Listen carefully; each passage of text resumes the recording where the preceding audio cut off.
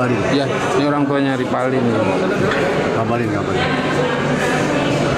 Mancing. Udah sok.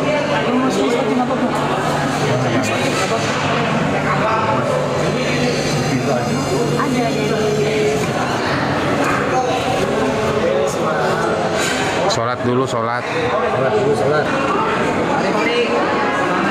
Bang, semangat bang. Semangat bang. Semangat bang.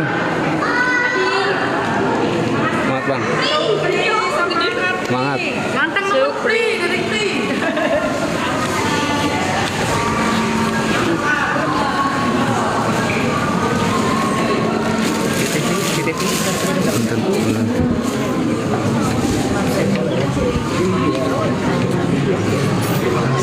Kita matiin pipingannya ya guys.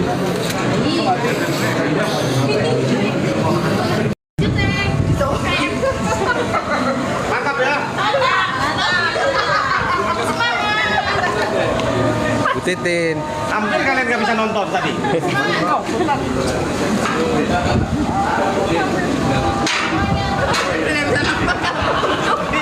Yuk ditetep lagi yuk, di share lagi yuk. Biar jangkauan kita lebih luas lagi yuk. Ayo guys. Akan segera dimulai persidangannya lagi.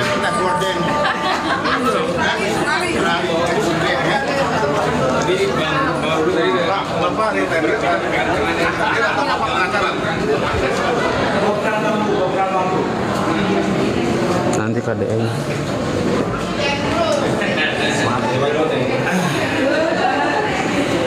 Kalau pengacara itu mesidang Pak ya? Kalau pengacara itu mesidang ya?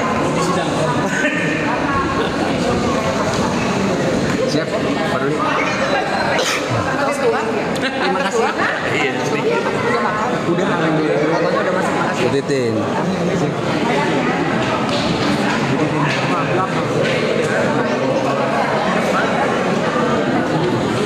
Thank you. Pasti makan kepala gentong. Iya. Saya ambil tripod dulu. Mana kan?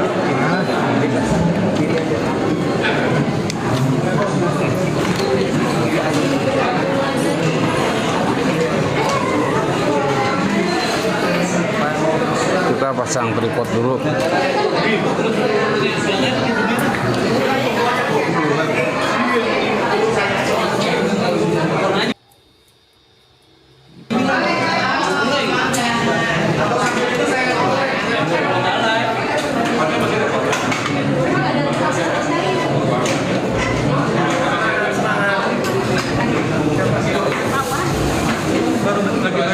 Kita nih Mana? Ya. yuk ditepes lagi yuk. Yuk ditepes lagi yuk. Yuk guys. Langsung dari nama ya?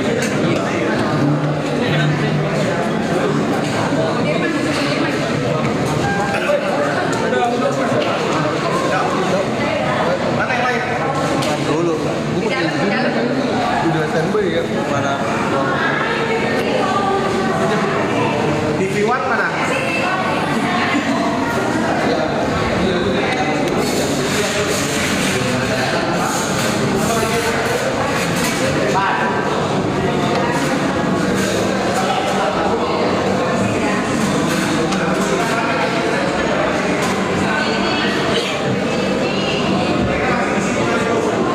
Yuk guys, kita mulai lagi yuk. Sambil ditepes di sesi lagi yuk. Sidang akan segera dimulai kembali. Yuk, karena kudanya tadi habis turun ya guys, rungkat ya, ada yang matiin lapnya.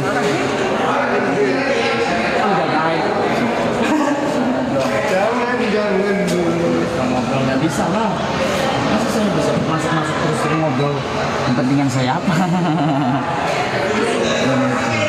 Gimana keputusannya Kak? Oh nggak bisa, iyalah nggak bisa, nggak sembarang orang yang bisa ke situ, kecuali masih ada hubungan darah atau keluarga itu bisa. Itu pun harus sesuai prosedur. Sesuai prosedur. Ini mereka terlalu lama di sana, jadi udah kayak bapak-bapak ya guys. udah pada dewasa ya, udah kayak bapak-bapak semua jadi tapi percaya nggak kalau udah pada keluar nanti kayak gila gitu, usianya muda lagi nanti kelihatan. Doain aja ya, selamat, sukses lagi. Thank you Anissa. Ini berarti dari teman-teman dari keluarga ya, berarti ya? Apa dari keluarga? Kalau ini dari keluarga mana? Hah? Supri Yanto, tuh, keluarga Supriyanto. Sama ini dari keluarga Supriyanto juga. Masuk mas bilang opannya. Lu di tetep lagi, di share lagi. Eka Sandi Saka Tegal. sama Saka Takal. Sandi dan Saka Takal. Semangat teh. Semangat. Pulang kerja langsung ke sini. Iya, mantap. Eka Sandi sama Saka Takal tuh masih Saudara apa ibu apa bapaknya tuh adik kan. Yuk guys, sambil di tetep di share lagi yuk guys. pas gue bisa pulang. Amin amin. Biar jangkauan kita lebih luas lagi. Ada Peggy Setiawan teman Mas Bro. Sidang akan segera dimulai kembali. Tadi kuda nih live ada yang matiin nih. Nggak tahu dimatiin sama siapa. Ya posisinya di dalam sana bukan lampunya udah dinyalain tuh. Nah, lampunya udah dinyalain tuh. Nanti labnya komentarnya mungkin kuda nih akan matiin aja ya guys. Takutnya typingan kalian sarkas. Jadi kita akan matiin komentar. Kalian tap aja yang kenceng biar jangkauannya lebih luas lagi. Karena tadi udah nyampe 350 tap. Oke, matiin aja Bang. Ya oke. Selagi kita matiin komentar, mohon dukungannya ya, doa dari kalian semua dan tap dari kalian semuanya juga. Mau sholat berjamaah tanda? Susah. Hah? Mau sholat di mana? Itu. Tetap semangat, tetap doa yang terbaik ya. Oke, matiin Bang. Oke. Yuk kencengin lagi yuk. Udah pada ke situ tadi. Tadi udah di situ. Baru pulang kerja. Oh, udah pulang dulu. Tapi kayaknya bisa ya. Udah minta belum buat bisa ke situ. Walaupun cuma sebentar gitu. Kasus apa? Vina Cirebon. Oh, Erwin bisa masuk gitu, bisaan. Hah? Erwin ada di dalam. Erwin bisaan masuk. Itu sama Sudirman dan Pak Oka ada di dalam. Ya nanti kita matiin. Sholat guys, itu lagi mau pada sholat. Siapa yang gede imamnya ndak?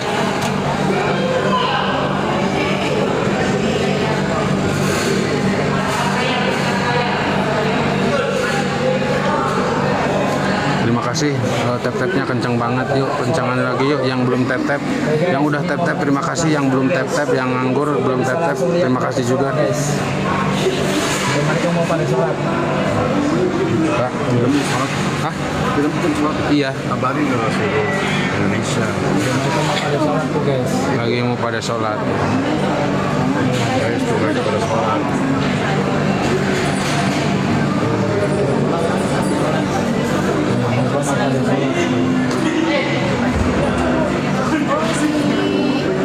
Rupanya Ripali ya.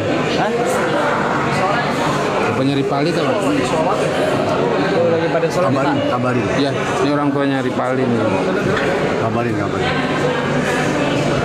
Mancing. Udah sok. Kalau masuk sholat apa tuh?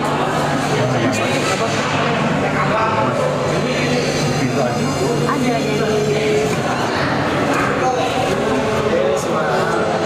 Sholat dulu, sholat. Sholat dulu, sholat. Tuh lagi pada sholat tuh. Iya benar.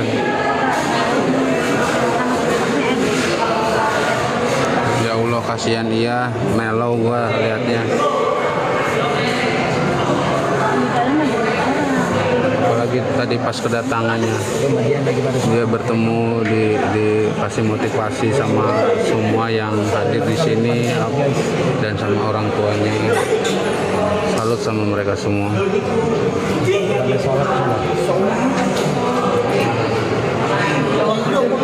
masa yang tidak bersalah sampai dihukum 8 tahun sampai sekarang. Ngadi-ngadi.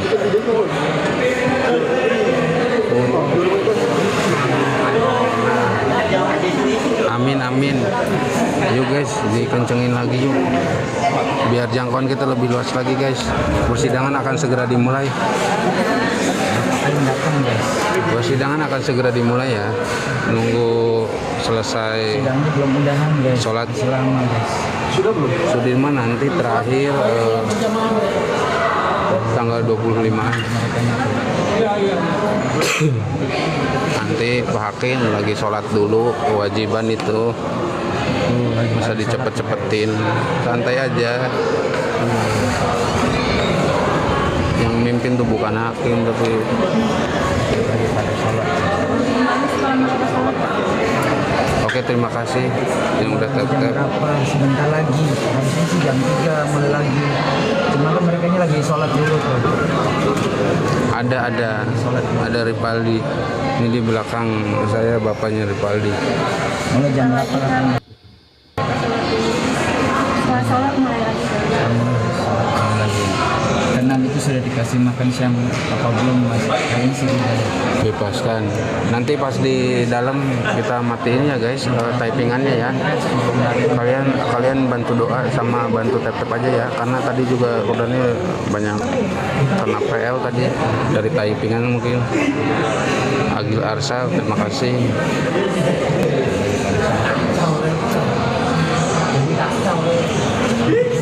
Tuh kan tuh kena lagi tuh dari typingan. Enggak, ketuk palu tuh nanti di MA. Cinta, terima kasih.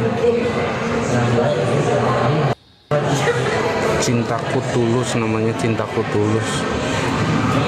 Ayo bantu tetap layar dan juga share-nya guys. Ya nanti dimatiin typingannya kalau di dalam.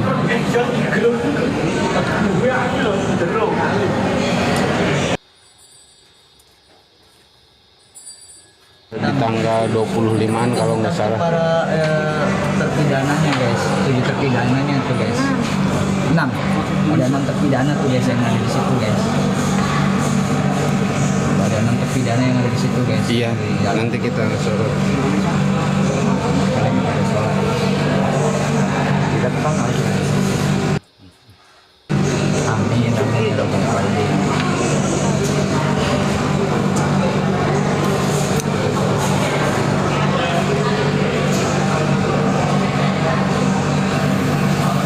Iya, belum mulai lagi karena nunggu mereka sholat hadir.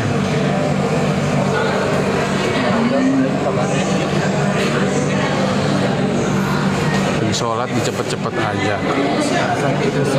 Mana udut lagi. Kayaknya sih nanti Sudirmannya terpisah ya.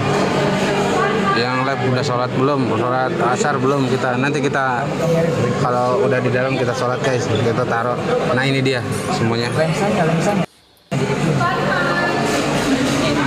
Oh, belinya satu sih Farhan.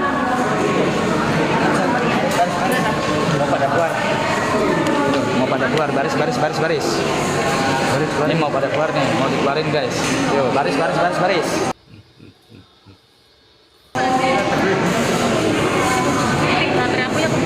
Ini Siap-siap mau pada yuk sambil di tap yuk nih ke 6 terpidana udah mau keluar nih, mau masuk di ruang persidangan.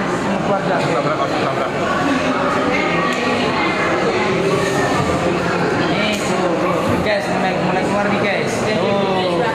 Ripaldi yang depan nih. Ripaldi nih. Ripaldi.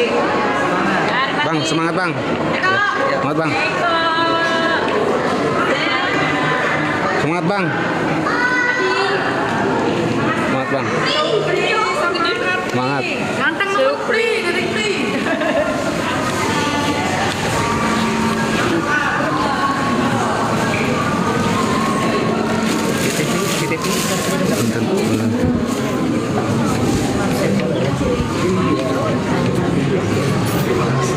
Kita matiin typingannya ya guys.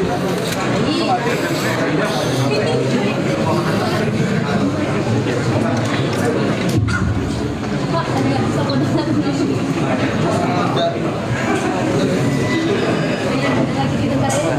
Maaf ya. Maaf ya.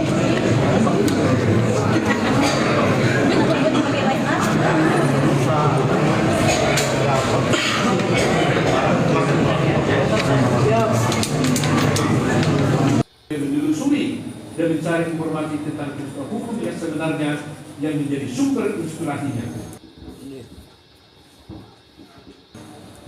Para reporter, kontributor, podcaster, influencer, serta para penggiat media sosial termasuk para aktivis kemanusiaan, pemerhati dan praktisi hukum seolah-olah berlomba tidak mau ketinggalan untuk mencari tahu tentang kebenaran peristiwa nyata tersebut. Akibat masifnya aktivitas pengetahuan masyarakat tentang kebenaran kasus Vina Cirebon, secara tidak terduga telah mampu mengungkap beragam kejanggalan dan penanganan kasus Vina Cirebon.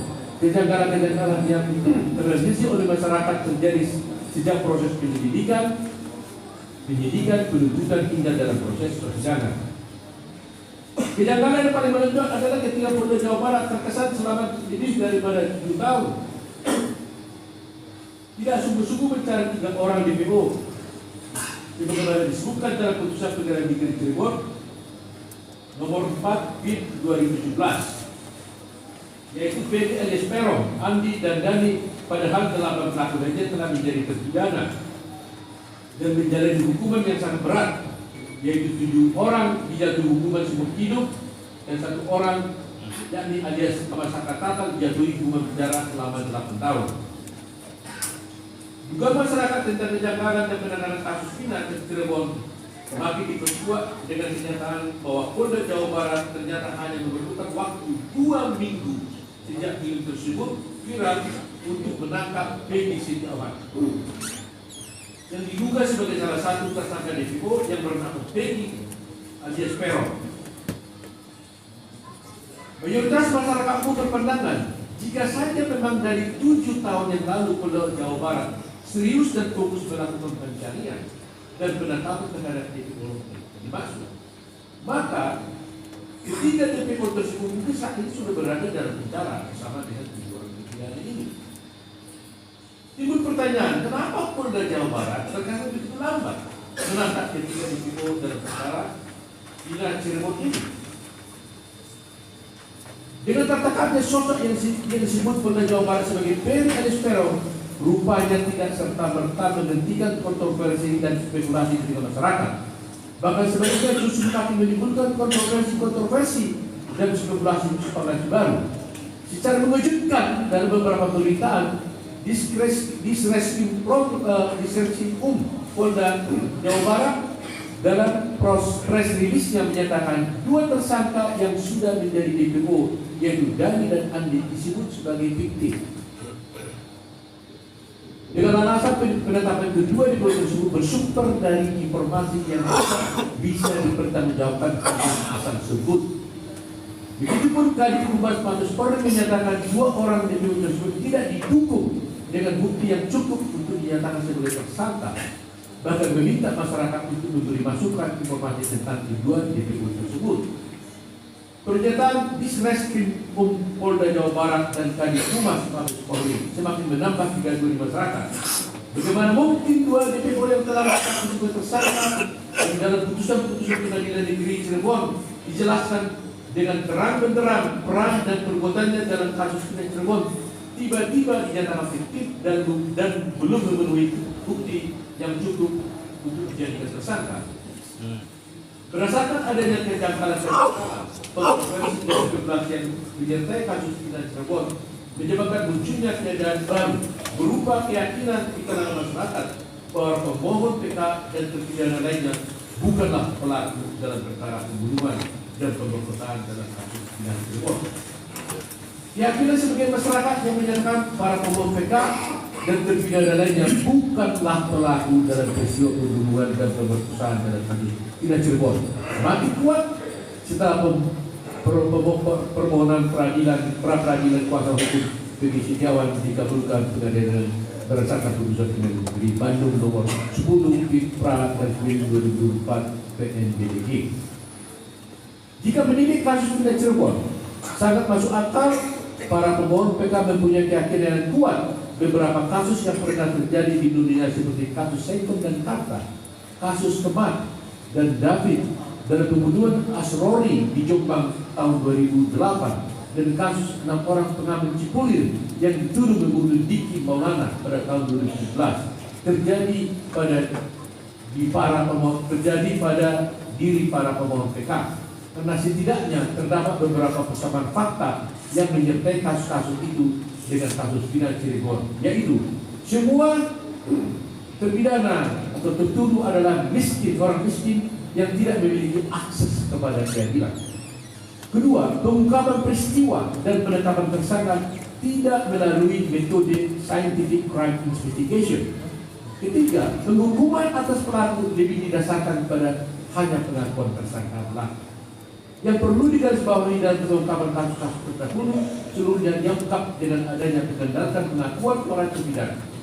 Untuk sampai pada adanya pengakuan tersangka atau terdakwa atau terpidana, metode penggunaan kekerasan dan pemisahan kerap menjadi pilihan yang paling mudah.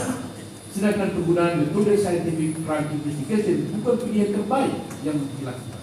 Hal ini disinyalir terjadi dalam kasus Vina Cirebon, di mana proses pengungkapan atau pembuktian awal tidak didukung proses scientific crime investigation.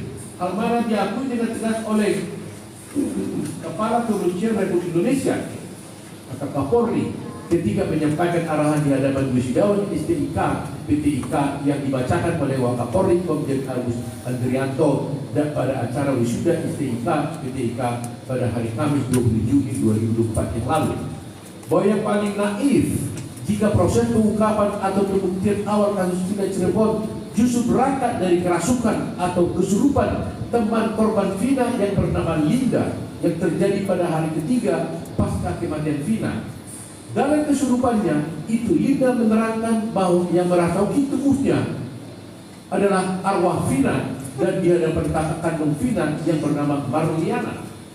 Linda menerangkan secara detail kejadian yang menimpa Vina.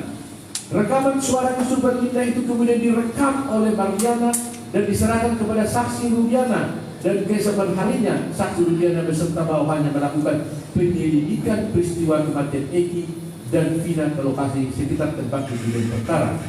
Walaupun proses Cirebon ketika menangani peristiwa kematian Eki dan Vina sudah sampai pada kesimpulan bahwa kematian Eki dan Vina adalah diakibatkan oleh kecelakaan lalu lintas tunggal. Apabila benar, sekali lagi, apabila benar penyelidikan awal atas kematian Eki dan Vina berawal dari kerasukan atau kesurupan Linda, maka sangat masuk akal bila masyarakat berpandangan bahwa pengungkapan dan pembuktian awal kasus Vina Cirebon yang dilakukan oleh Aibtu Rudiana menggunakan mystic crime investigation yang sangat bertolak belakang dari metode ilmiah, yaitu scientific crime investigation, yang pada akhirnya hasilnya sulit dipertanggungjawabkan secara hukum. Bahwa setelah berjalan 3 bulan lebih berbincang kasus Vina Cirebon di tengah-tengah masyarakat, khususnya di berbagai platform media sosial yang disertai dengan berbagai ragam kontroversi dan spekulasi, kini masyarakat dihadapkan pada adanya 2 kemungkinan dengan apa yang terjadi pada dalam kasus Vina Cirebon. Apakah kematian Eki dan Vina itu akibat pembunuhan atau kecelakaan lalu lintas tunggal? Terlepas dari kontroversi dan spekulasi semuanya ini, para pemohon PK makin memiliki keyakinan yang kuat untuk mengoreksi putusan Pengadilan Tinggi Bandung nomor 193 PIT 2017 PT-PDG tanggal 1 Agustus 2017 untuk putusan Pengadilan Negeri Cirebon nomor 4 PIT B garis-miring 2017 PSCBN yang sudah berbuat tetap melalui upaya hukum luar biasa tinjau kembali ini sebagaimana diatur di dalam pasal 2263 ayat 1 dan ayat 2 KUHP.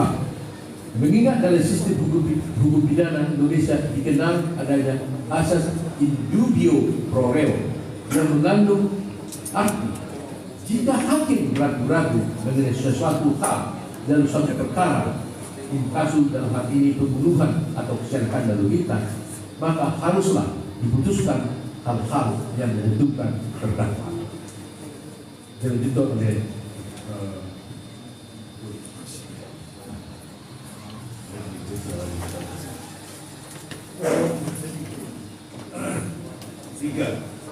dasar hukum permohonan peninjauan kembali yang dimajukan oleh para pemohon PK, bahwa peninjauan kembali merupakan satu upaya hukum luar biasa yang menjadi hak para terpidana atas perkara yang telah memiliki kekuatan hukum tetap in casu terpidana dihukum penjara seumur hidup berdasarkan putusan Pengadilan Tinggi Bandung nomor 193 PIT 2017 PT Bandung tanggal 1 Agustus 2017 untuk Pengadilan Negeri Cirebon kelas 1B nomor 4 PIT B 2016 PN Cirebon tanggal 26 Mei 2017 telah memiliki kekuatan hukum tetap atau intra van Western.